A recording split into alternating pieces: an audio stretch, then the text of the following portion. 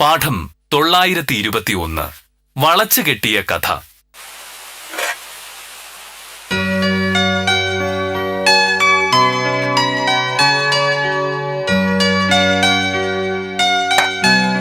സത്യഭാമേ, ആഹാ, ശിവരാമേട്ടൻ എഴുന്നേറ്റായിരുന്നോ? ഇന്നലെ അത്രയും ദൂരം യാത്ര ചെയ്ത് വന്നാണല്ലോ എന്ന് ഓർത്ത ഞാൻ പിന്നെ വിളിക്കാതിരുന്നേ. ശരിക്കും ഉറങ്ങട്ടെ എന്ന് വിചാരിച്ചു. അത് തെറ്റ്. നേരം പുലരുന്നതിന് മുമ്പേ ഉറക്കമുണർന്നു. പ്രഭാത സൂര്യന്റെ ആദ്യ കിരണങ്ങൾ നേരിട്ട് ഏറ്റുവാങ്ങി ഒരു പുതിയ ദിവസത്തിന്റെ അനിശ്ചിതമായ അപാരതയിലേക്ക് വലതുകാൽ വെച്ച് കയറുന്നതിന് പ്രപഞ്ചം നമ്മിൽ അർപ്പിച്ചിരിക്കുന്ന കർമ്മങ്ങൾ കൃത്യമായും സത്യസന്ധമായും ചെയ്യുക എന്നതാണ് ജഗദീശ്വരൻ നമ്മിൽ നിന്നും പ്രതീക്ഷിക്കുന്ന. ശിവരാമേട്ടന് ചായ വേണ്ടേ? വേണം. മോഹനേട്ടന്റെ കാര്യങ്ങളെല്ലാം ഭയങ്കര ചിട്ടയാ. കൃത്യം 7 മണിക്ക് പത്രം വായിക്കുമ്പോ ഒരു ചായ, അത് കഴിഞ്ഞ് 8:30 ആകുമ്പോഴേക്കും രണ്ടാമതൊരു ചായ, പിന്നെ കുളി കഴിഞ്ഞ് വന്ന് ഭക്ഷണം.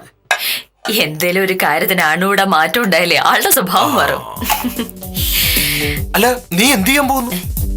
പഞ്ചസാരയുടെ ചായയിൽ പഞ്ചസാര ഇട്ടാണോ നിങ്ങൾ കുടിക്കുന്നത്? ആ, കുറച്ച്. പാടില്ല. പഞ്ചസാര എന്ന് പറയുന്നത് കാർബൺ എന്ന മൂലകത്തിന്റെ ചില രൂപാന്തരങ്ങളിൽ ഒന്ന് മാത്രമാണെന്ന് നീ കെമിസ്ട്രി ക്ലാസ്സിൽ പഠിച്ചിട്ടുണ്ടെന്ന് എനിക്കുറപ്പുണ്ടെങ്കിലും അതൊന്നും നീ ഇപ്പോ ഓർത്തിരിക്കുന്നില്ല എന്നത് അങ്ങേയറ്റം ദുഃഖകരവും പ്രതിഷേധാർഹവുമാണെന്ന് പറയാതിരിക്കാൻ കഴിയുന്നില്ല എന്ന് ഞാൻ പറയുമ്പോൾ പഞ്ചസാര ചായയിൽ വേണ്ട. വേണ്ട. ഇത് പക്ഷേ മോഹനേട്ടൻ കുറച്ച് പഞ്ചസാര കഴിക്കും. പാടില്ല.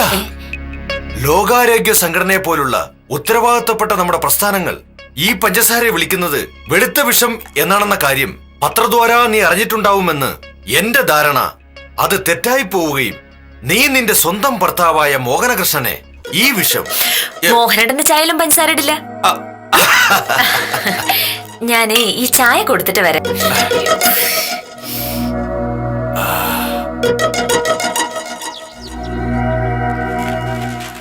ഓണത്തിനായി നാടൊരുങ്ങി.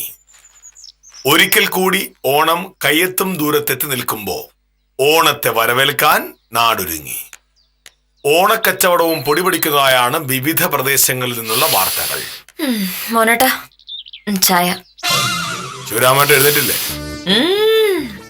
ഇത്ര നേരം എനിക്ക് അവിടെ നിന്ന് ക്ലാസ് എടുക്കുമായിരുന്നല്ലോ. ഇപ്പൊ ചായയാട്ടം കൊണ്ട് പോയിട്ടുണ്ടെന്ന് തോന്നുന്നു. ആമേ, അങ്ങേരുടെ വർത്തമാനം എനിക്ക് തീരെ പിടിക്കുന്നില്ല. ഒരു കാര്യം പറയാനുണ്ടെങ്കിൽ അത് നേരെ അങ്ങ് പറയണം.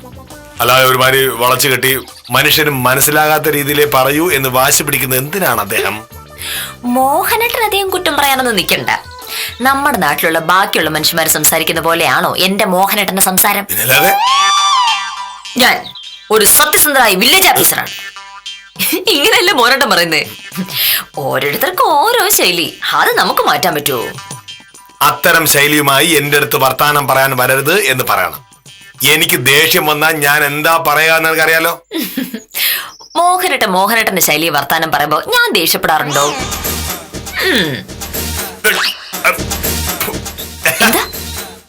പഞ്ചസാര ഇടില്ലേ? ആ, ഇല്ല മോനേട്ടാ. ഞാൻ പഞ്ചസാര ഇടാനായിട്ട് എടുത്തപ്പോഴേക്ക് ശിവരാമേട്ടൻ എന്നോട് പറഞ്ഞു, അങ്ങനെ പഞ്ചസാര ഇട്ട് ചായ കുടിക്കുന്നത് നല്ലതല്ല എന്ന്. ശിവരാമേട്ടൻ പറഞ്ഞു വന്നപ്പോ അതിൽ കുറച്ച് ന്യായം ഉണ്ടെന്ന് എനിക്കും തോന്നി. അതുകൊണ്ട് ഞാൻ പഞ്ചസാര ഇട്ടില്ല. ഓ, തലയ്ക്ക് വെളിവില്ലാതെ ഓരോന്ന് പറഞ്ഞു നടക്കുന്ന അയാള് പറയുന്നത് കേട്ടാണോ നീ ഓരോ കാര്യങ്ങൾ ചെയ്യുന്നത്? ഇന്നലെ വരെ ഞാൻ ചായ കുടിച്ചത് പഞ്ചസാര ഇട്ടാണ്. ഇന്ന് അത് മാറ്റണമെങ്കിൽ ഞാൻ തന്നെ പറയണം. ഇയാള് ഞാൻ തൊട്ടുപോവേ. പതക്കം പറഞ്ഞിട്ട് കേക്കും. എന്താ ഉച്ചത്തിലൊരു സംസാരം കേട്ടത്? ഒന്നുമില്ല, ഞാനും മോഹനേട്ടനും കൂടെ ചുമ്മാതെ അങ്ങനെ ഓരോന്ന്. ഉച്ചത്തിൽ സംസാരിക്കുന്നത് ആരോഗ്യത്തിന് ഉത്തമമല്ല എന്ന് ഞാൻ പറയുമ്പോൾ ഒരുപക്ഷെ മോഹനകൃഷ്ണൻ തർക്കിക്കാൻ സാധ്യതയുള്ളത് കൊണ്ട് അതിന്റെ ചില ശാസ്ത്രീയവും തത്വചിന്താപരവുമായ വശങ്ങളെ പറ്റി ഞാൻ പറഞ്ഞു തരാൻ ശ്രമിക്കും. മോഹനേട്ടൻ ഉച്ചത്തിൽ സംസാരിക്കില്ല. അല്ല, അങ്ങനെയല്ല. മോഹനേട്ടൻ ഇനി ഉച്ചത്തിൽ സംസാരിക്കില്ല എന്ന് മോനേട്ടൻ തീരുമാനിച്ചു. നല്ലത്, നല്ലത്. എന്റെ അമ്മേ,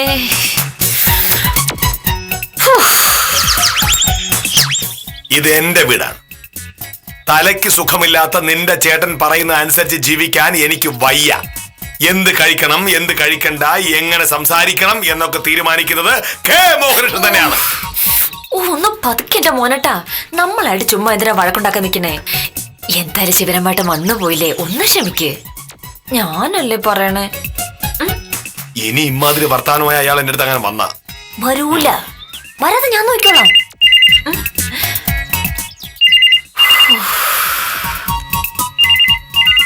എന്റെ ഈശ്വരൻ.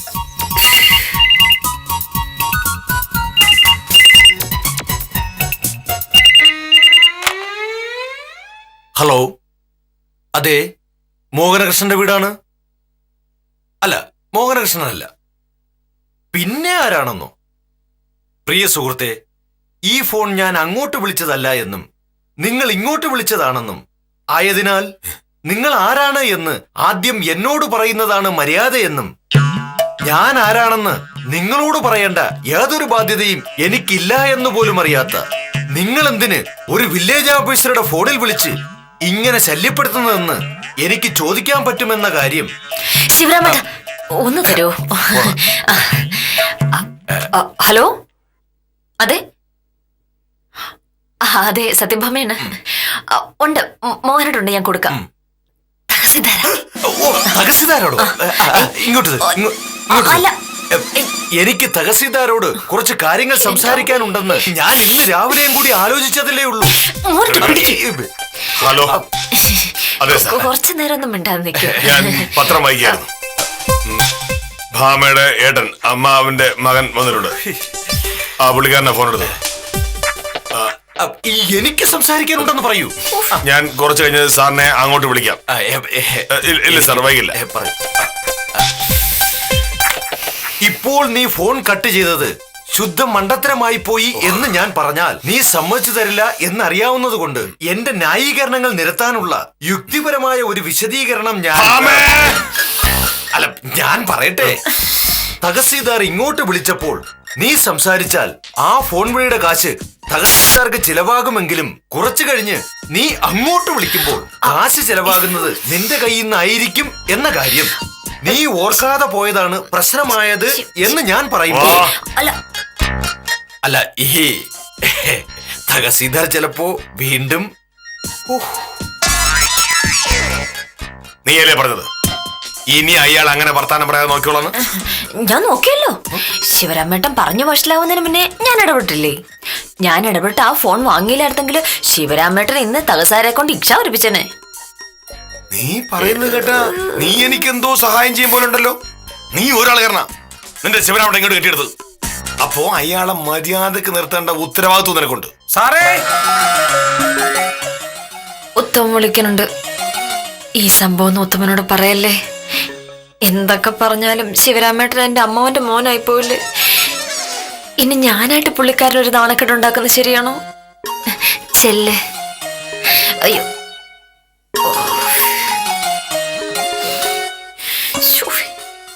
നമസ്കാരം സാറേ.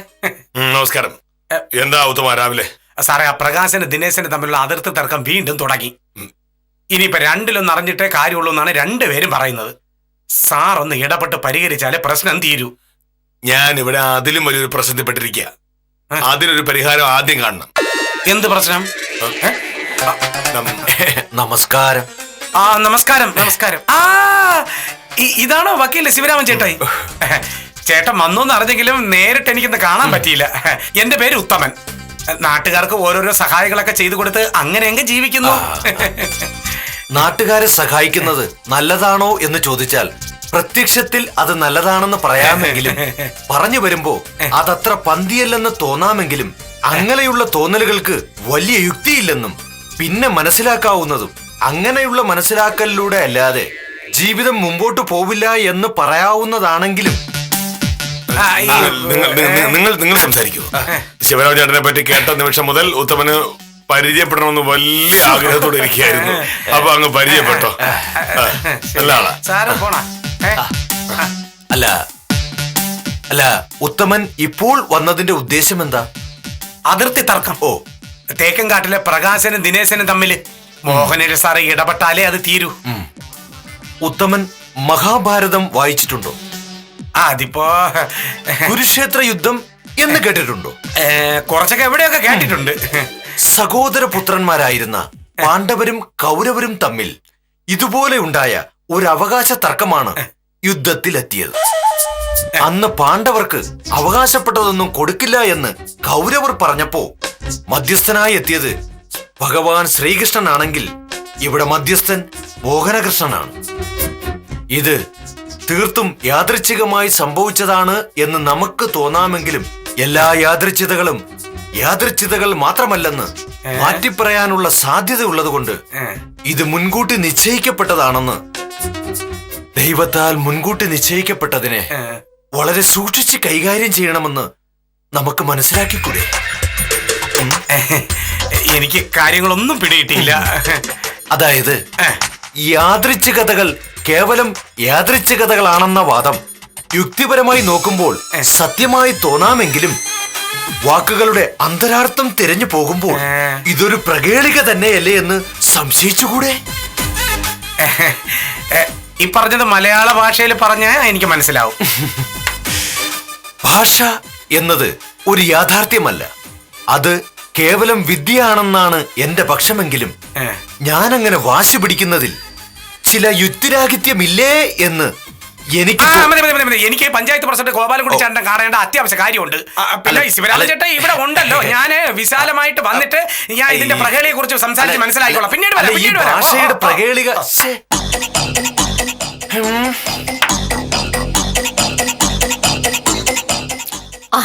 ഉത്തം പോയോ? അറിയില്ല. അറിഞ്ഞൂടെ? അപ്പൊ മോരുടെ ഉത്തമനെ കണ്ടില്ലേ? കണ്ടു. വന്ന കാര്യം ഉത്തമൻ എന്നോട് പറയുകയും ചെയ്തു. പിന്നെന്താണ്? പിന്നൊന്നുമില്ല, ഉത്തമൻ സുഖമായിരിക്കുന്നു. എന്തോ കാര്യമുണ്ടല്ലോ മോനട്ടാ. ഞാനും ഉത്തമനും സംസാരിച്ചു കൊണ്ടിരുന്നപ്പോ നിന്റെ മഹാനായ ശിവരാമേട്ടൻ ഇറങ്ങി വന്നു. വരാൻ പോകുന്ന അപകടം മനസ്സിലാക്കാതെ ഉത്തമൻ കയറി നമസ്കാരം സാറേ എന്ന് പറഞ്ഞു. പിന്നെ എന്താണ് ഉണ്ടായി കാണുന്ന അറിയാലോ. എന്റെ അമ്മേ, എന്നിട്ട് എനിക്കറിയില്ലെന്ന് പറഞ്ഞില്ലേ? ചിലപ്പോ ഉത്തമൻ ജീവനോടെ കാണും, ചിലപ്പോ ഉത്തമൻ ഓടി രക്ഷപ്പെട്ടിട്ടുണ്ടാവും, ചിലപ്പോ ഉത്തമൻ ബോധം കെട്ട് വീണിട്ടുണ്ടാവും. എന്തായാലും നിന്റെ ശിവരാമേട്ടനെ പറ്റി ഉത്തമന് ഇപ്പോ നല്ല മതിപ്പായി കാണുമെന്നുള്ള കാര്യത്തിൽ ഒരു സംശയം വേണ്ട. ഹോ,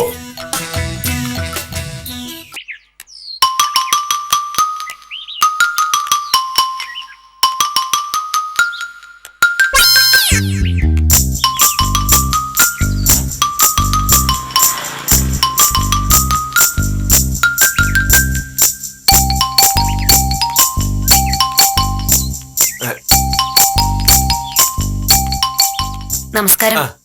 മോഹനകൃഷ്ണ സാറിനൊന്ന് കാണാൻ വന്നതാ. വില്ലേജ് ഓഫീസുമായി ബന്ധപ്പെട്ട കാര്യങ്ങൾ സംസാരിക്കേണ്ടത് വില്ലേജ് ഓഫീസിലാണെന്ന് പോലും അറിയാതെയാണോ നിങ്ങൾ വില്ലേജ് ഓഫീസറായ മോഹനകൃഷ്ണനെ കാണാൻ മോഹനകൃഷ്ണന്റെ ഈ വീട്ടിലേക്ക് കയറി വന്നിരിക്കുന്നത് എന്ന് ഞാൻ ചോദിച്ചാൽ ഒരുപക്ഷെ നിങ്ങൾക്ക് ഇഷ്ടപ്പെട്ടില്ല എങ്കിലും ചോദിക്കേണ്ട ചോദ്യങ്ങൾ ചോദിക്കേണ്ട സമയത്ത് ചോദിക്കുക എന്നത് എന്റെ ഉത്തരവാദിത്വമാകയാൽ ചോദ്യങ്ങൾ ചോദിക്കാതിരിക്കാൻ എനിക്ക് പറ്റില്ല. അതിനാൽ ഞാൻ ചോദിക്കുകയാണ്, എന്താ കാര്യം? ഞാൻ സഹകരണ ബാങ്കിലെ ക്ലർക്ക് സീതയാ. എന്നോട് സാറ് വരാൻ പറഞ്ഞിരുന്നു. രാമായണത്തിലെ സീത എന്ന കഥാപാത്രത്തെ പറ്റി ഈ സീതയ്ക്കറിയാമോ എന്ന് ചോദിക്കുന്നതിൽ കാര്യമില്ല എങ്കിലും അന്ന് ആ സീതയെ രാവണൻ തട്ടിക്കൊണ്ടുപോയ കഥ ഈ സീത കേട്ടിട്ടുണ്ട് എന്ന് എനിക്കുറപ്പുള്ളതിനാൽ ആ സീതയ്ക്ക് അന്ന് പറ്റിയതുപോലെ ഈ സീതയ്ക്ക് ഇന്ന് പറ്റാതിരിക്കാൻ ഞാനൊരു ഉപദേശം തരാം. പെൺകുട്ടികൾ ഇങ്ങനെ കാണുന്നവരുടെ വീട്ടിൽ കയറി ചെല്ലുന്നത് ശരിയല്ല. ഞാൻ വന്നത് ബാങ്കിലെ ചിട്ടിയുടെ പൈസ പിരിക്കാനാ. എല്ലാ മാസവും ഇവിടെ വന്നാണ് പണം വാങ്ങുന്നത്. അത് ശരിയല്ല എന്ന് പറയാതിരിക്കാൻ നിവർത്തിയില്ലാത്തതിനാലും പെൺകുട്ടികൾ ഇങ്ങനെ കറങ്ങി നടക്കുന്നത് അപകടമുണ്ടാക്കും എന്നറിയാവുന്നതിനാലും മേലിൽ ഈ വീട്ടിൽ കയറി വരരുതെന്ന് ഈ സീതയെ ഉപദേശിക്കാൻ എനിക്ക് ആഗ്രഹമുണ്ടെന്ന് മാത്രമല്ല, സഹകരണ ബാങ്കിലെ ഓഫീസ് മുറി എന്ന ലക്ഷ്മണരേഖയ്ക്ക് പുറത്തു കടന്ന് ജോലി ചെയ്യുന്നത് ശരിയല്ല എന്ന് ഓർമ്മിപ്പിക്കാനും എനിക്ക് ആഗ്രഹമുണ്ട്. പൈസ തരാനുണ്ടെങ്കിൽ മോഹനകൃഷ്ണൻ അത് അവിടെ കൊണ്ടുവന്ന് തരും. സീത പൊയ്ക്കോളൂ. അല്ല, സാറ് വരാൻ പറഞ്ഞിട്ടാ ഞാൻ വന്നത്. ആണുങ്ങൾ അങ്ങനെ പലതും പറഞ്ഞയക്കാൻ സാധ്യതയുള്ളത് കൊണ്ടും അതൊന്നും അനുസരിക്കാതെ സ്വന്തം തടി നോക്കുന്നതാണ് ആ സീതയ്ക്കായാലും ഈ സീതയ്ക്കായാലും നല്ലതെന്ന് അനുഭവം പഠിപ്പിക്കുന്നതിനാൽ ഇനി ഒരു നിമിഷം നിൽക്കാതെ സീത സ്ഥലം വിടുന്നതാണ് ഉചിതം. പൊയ്ക്കോളൂ.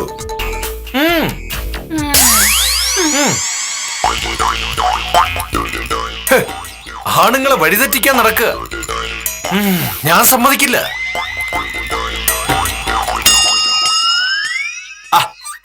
മോഹനകൃഷ്ണ, അയ്യോ, നിന്നെ കാണാൻ ഒരു സ്ത്രീ വന്നിരുന്നു എന്ന് ഞാൻ പറയുമ്പോ നീ ചോദിക്കും അതാരാണ് എന്ന് എനിക്കറിയാവുന്നത് കൊണ്ട് അവളുടെ പേര് ഞാൻ ചോദിച്ചു സീത എന്നാണെന്ന് മനസ്സിലാക്കി വയ്ക്കുകയും ദാ പോകുന്നു, നോക്കോളൂ. മേലിൽ ഓരോ മുടന്തൻ ന്യായങ്ങൾ പറഞ്ഞ് ഇവിടെ കയറി വരരുതെന്നും അവളെ വിലക്കുകയും ചെയ്തിരിക്കുന്നത് എന്റെ അനിയത്തി സത്യഭാമയുടെ നല്ല ഭാവി ഓർത്താണെന്നും നിനക്ക് മനസ്സിലാക്കാൻ പ്രയാസമില്ലല്ലോ. അനാവശ്യമായി സ്ത്രീകളുമായി ചങ്ങാത്തമുണ്ടാക്കുന്നത് പുരുഷന്റെ ശ്രേയസിനും അന്തസ്സിനും വിഘാതം സൃഷ്ടിക്കും എന്നതിനാൽ അത്തരം ഏർപ്പാടുകൾ എത്രയും പെട്ടെന്ന് അവസാനിപ്പിച്ച് പോയോ?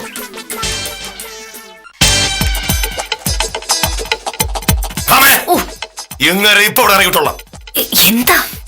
സഹകരണ ബാങ്കിൽ നിന്ന് ചിട്ടിയുടെ കാശ് പിരിക്കാനായി വന്ന സീതയെ അയാൾ ഓടിച്ചിട്ടു. ഓടിച്ചോട്ടോ? എന്തിനാ? അയാൾ ചോദിക്കേ. ഞാൻ കണ്ടപ്പോഴേക്കും സീത അങ്ങ് പോയി കഴിഞ്ഞു. വല്ല അനാവശ്യം സീതയോട് പറഞ്ഞിട്ടുണ്ടെങ്കിൽ അയാൾ വിവരം അറിയും. മാനം മര്യാദക്ക് ജീവിക്കുന്ന ഒരു സർക്കാർ ഉദ്യോഗസ്ഥനാണ് ഞാൻ. എന്റെ ഈശ്വരാ, ഈശ്വരനെ വിളിച്ചിട്ടൊന്നും ഒരു കാര്യമില്ല. ഭാമേ, അയാളുടെ കാര്യത്തിൽ ഇപ്പൊ ഒരു തീരുമാനം ഉണ്ടായിക്കൊള്ളാം. എന്നെ കാണാൻ ഇനിയും പലരും വരും. അപ്പോഴൊക്കെ ഇങ്ങനെ തന്നെ ചെയ്യില്ലേ? ഇപ്പൊ ഇറക്കിവിടണം. എന്താ നമ്മുടെ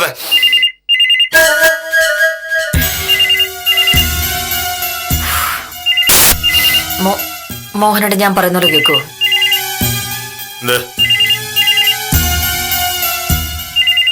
പറയാം. ഹലോ, അതെ, സത്യഭാമയുണ്ട്. അല്ല, ഇതാരാണ്? വിദ്യാലക്ഷ്മിയോ? ഞാൻ സത്യഭാമയുടെ ഏട്ടനാണ്. ഓഹോ, വക്കീലാണോ?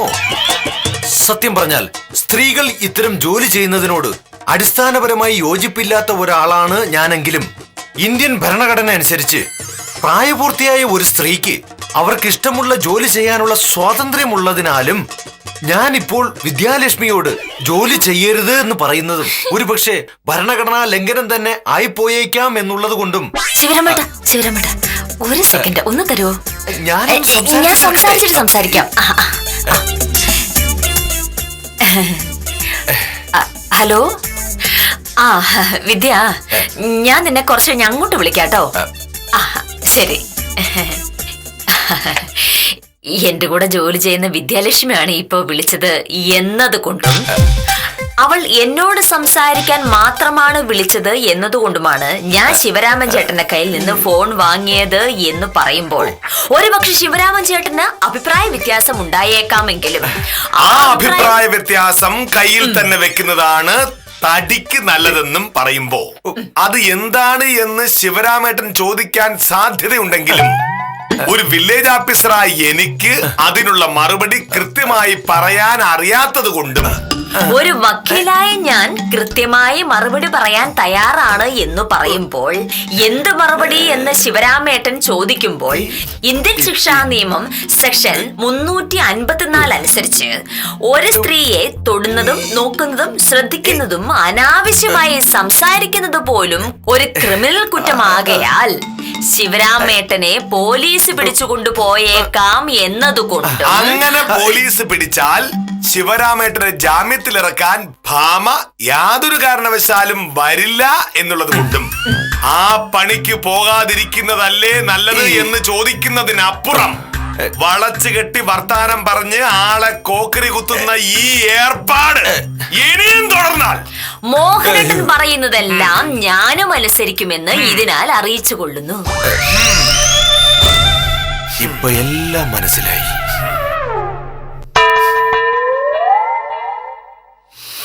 ഇപ്പോ ശിവരാമേട്ടന് കാര്യം മനസ്സിലായി. വളച്ചു കെട്ടി വർത്താനം പറയുന്നത് വലിയ മിടുക്കാണെന്ന് കരുതിയിരിക്കേ. നല്ല ഉദ്ദേശം വെച്ച് ചെയ്തതാണെങ്കിലും ശിവരാമേട്ടന് വിഷമായി കാണുമോ മോനേട്ടാ? എന്തിന്? അടിസ്ഥാനപരമായി ചിന്തിക്കുമ്പോ പുള്ളിക്കാരൻ നമ്മളോട് ചെയ്തത് മാത്രമാണല്ലോ നമ്മൾ തിരിച്ചും ചെയ്തത് എന്ന് ആലോചിച്ച് നമുക്ക് സമാധാനിക്കാം എന്ന് ഞാൻ പറയുമ്പോ നീ എന്നെ അംഗീകരിക്കും എന്നെനിക്ക് ഉത്തമ ബോധ്യമുള്ളത് കൊണ്ടും. എന്താ ഉദ്ദേശം? ചുമ്മാ ശ്രമിച്ചു നോക്കിയതാ. വേണ്ട. ഇല്ല. മുള്ളിനെ മുള്ളുകൊണ്ട് എടുക്കുന്നത് തന്നെയാണ് ബുദ്ധിയെന്ന് ഇപ്പോൾ മനസ്സിലായില്ലേ? ഇനിയെങ്കിലും ശിവരാമേട്ടൻ മനുഷ്യരെ പോലെ സംസാരിക്കാൻ പഠിക്കുമെന്ന പ്രതീക്ഷയിൽ ഇന്നത്തേക്ക് വിടാം. കാര്യം നിസാരം തുടരുന്നു.